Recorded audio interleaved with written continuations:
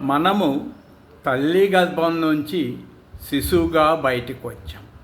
ఈమె మనకి జన్మనిచ్చిన తల్లి, నవమాసాలు మోచింది.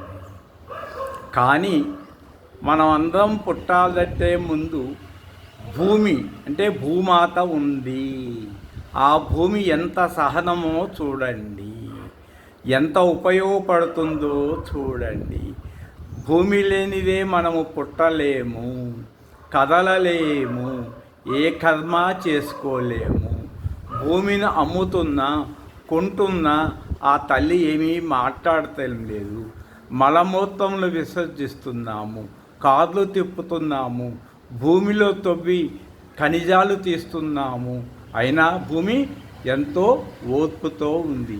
కాబట్టి ఆ భూమికి ఒక్కసారి ధన్యవాదములు చెబుదాము. ప్రకృతి కదా, అది లేనిదే మనకి జీవితం లేదు కదా.